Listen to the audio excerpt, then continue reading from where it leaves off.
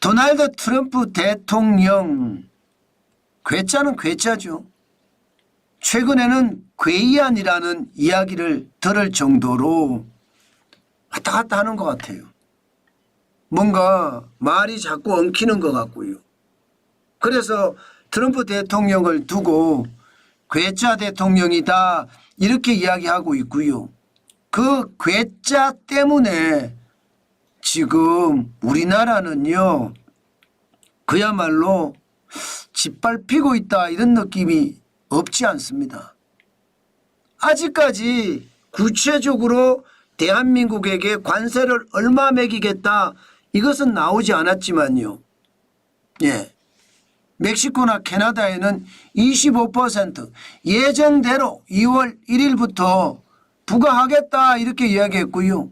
중국에 대한 추가 관세 10%도 2월 1일부터 부과하겠다 지금 이렇게 이야기하고 있습니다. 이게 워싱턴 포스트나 혹은 특종을 내는 미국의 언론들에서는요. 좀 더 협상을 하고 3월 1일부터 하지 않겠느냐 이렇게 예상했지만 여지없이 틀렸습니다.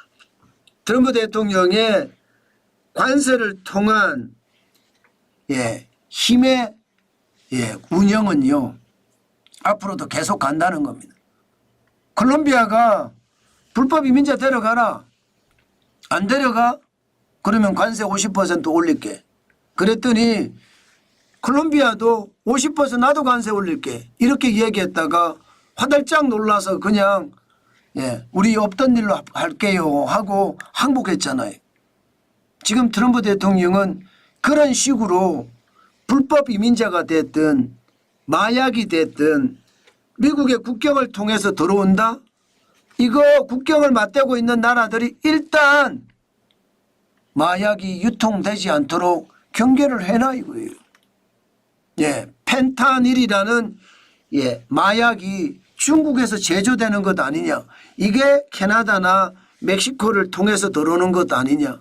그러면서 중국에는 추가 관세 10%, 멕시코 노력 안 하네 25%, 캐나다 노력 안 하네 25%. 지금 이렇게 매기고 있는 거거든요. 그런데 문제는요. 그 유탄이 아마 세계 전역으로 계속 떨어질 겁니다. 특히 대한민국에게는요. 그 유탄의 강도가 굉장히 큽니다. 캐나다에도 우리 기업이 나가 있고요. 멕시코에도 우리 기업이 많이 나가 있거든요. 그것을 감안을 하면 관세를 25% 때린다고 하면 그대로 저는 힘들어질 거다 이렇게 생각합니다. 그게 말입니다. 시장이 그냥 그대로 옮겨 붙었습니다. 관세를 때려서 대한민국 경제에도 타격을 준다. 여기에도 환율이 올라가는 것, 위험성이 높아지니까 올라가는 것 있을 수 있지만요. 기본적으로는요. 멕시코와 캐나다의 25%, 중국엔 추가 관세 10%니까 이렇게 매겼을 경우에는요. 결국 물가가 올라가고 물가가 올라가면 미국이 금리를 올린다. 미국이 금리를 올리면 달러 인덱스는 더 많이 올라간다 이거예요. 달러 인덱스는. 이게 전체적인 흐름과 시각인 것 같습니다. 기본적으로 말입니다. 이렇게 올라가잖아요. 달러 인덱스 한번 보실래요? 달러 인덱스를 보시면 달러 인덱스가 굉장히 많이 올라가고 있습니다. 2025년이에요. 1월 29일 기준으로 보면 108.19입니다. 굉장히 많이 올라갔죠. 달러 인덱스가 지난 1월 13일에 109.96으로 근래 들어서서 가장 많이 올라갔다. 올 들어 최고치다. 이렇게까지 올라갔다가 1월 27일에는 107.34까지 떨어졌던 게 1월 29일에는 108.19까지 올라갔거든요. 달러 인덱스가 계속 올라간다는 이야기잖아요. 달러 인덱스가 계속 올라가니까 그만큼 말입니다. 달러가 굉장히 강해진다는 뜻입니다. 여러분 달러가 강해지면 상대적으로 원화는 어떻게 될까요? 약하게 되겠죠. 상대적으로 약하게 됩니다. 그러면 환율이 계속 올라갈 수밖에 없습니다. 지난 12월 30일에 1472.5원까지 올라갔거든요.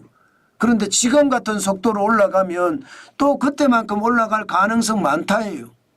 당장 트럼프 대통령이 캐나다나 멕시코나 중국에게는 추가 관세를 매기겠다고 했지만 대한민국은 아직 꺼내지 않았습니다. 꺼내지 않을까요? 그렇지 않을 거예요. 지금 추가 관세 품목을 이야기하는 걸 들으면 철강이 포함이 되고요. 알루미늄이 포함이 되고요. 여기에다가 의약품이 포함이 됩니다. 우리가 많이 수출하는 품목들이에요. 철강도 그렇고요. 알루미늄도 그렇고요. 의약품도 그렇고요. 그 외에도 말입니다. 뭐 구리에도 부과하겠다. 텅스텐에도 부과하겠다. 주요 광물에도 부과하겠다. 이렇게 이야기하고 있습니다. 자, 이렇게 됐을 때 여러분 텅스텐이나 뭐 구리나 여기에 우리가 수출을 하지는 않지만 우리가 수출 많이 하는 게 반도체잖아요. 철강이잖아요. 여기다 의약품까지 있잖아요. 그러니까 환율이 계속 우리도 올라가는 겁니다. 아마 이게 본격적으로 대한민국에게도 몇 퍼센트 이렇게 나오면 환율 미친 듯이 올라갈 가능성 굉장히 높습니다. 예, 그만큼 말입니다. 대한민국이 위험해진다는 뜻이니까 그 위험이 환율에 반영이 된다는 뜻입니다. 자, 그렇게 봤을 때 여러분 지금 대한민국의 상황 굉장히 어렵죠. IMF 외환위기 때 1962원까지 올라갔고요. 글로벌 금융위기 때는 1570원 그리고 말입니다. 지금은 1458원까지 올라갔습니다.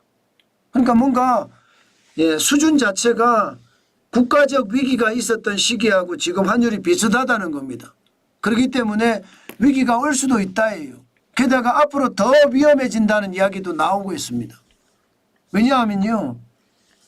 대한민국에게 환율을 부과하는 것도 부과하는 거지만 달러 인덱스를 결정하는 결정 요소 6개 통화 대비해서 달러 가치를 나타내 주는데 이 6개 통화들의 가치가 계속 떨어지고 있어요. 유로존만 하더라도 금리를 2.90%로 내렸습니다. 작년부터 올해까지 1.6%나 내렸어요. 1.6%. 굉장히 많이 내렸죠. 일본은 살짝 올렸지만 영국도 아마 내리려고 할 거예요. 지금 4.75%거든요. 캐나다 계속 내리고 있습니다. 벌써 2% 내렸어요. 가장 많이 내렸습니다.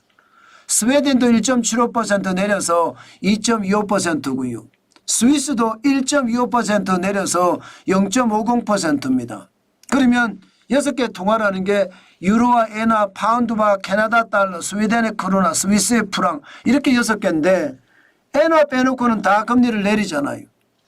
그러면 상대적으로 달러의 가치는 계속 올라갈 겁니다. 달러의 가치가 계속 올라간다는 것 이것은요 결국 환율의 급등 환율의 폭등을 계속 불러올 겁니다. 그만큼 상황이 나쁩니다. 예, 저는 앞으로 원달러 환율이 떨어진다 당분간은 그렇게 생각하지 않습니다.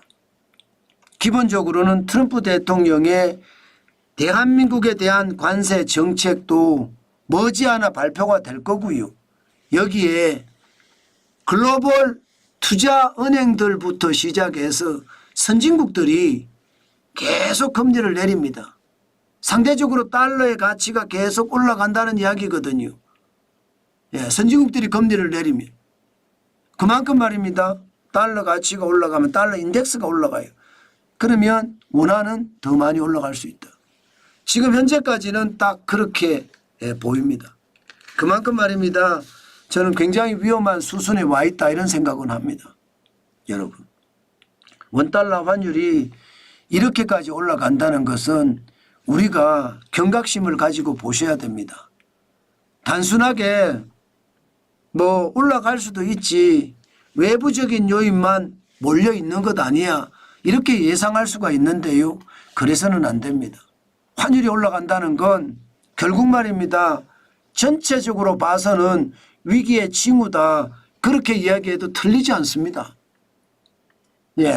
IMF 외환위기나 글로벌 금융위기나 코로나 팬데믹이나 아니면 2022년 복합위기나 레고랜드 사태 때나 이렇게 생각을 하면 지금 환율이 고공행진 위험하다.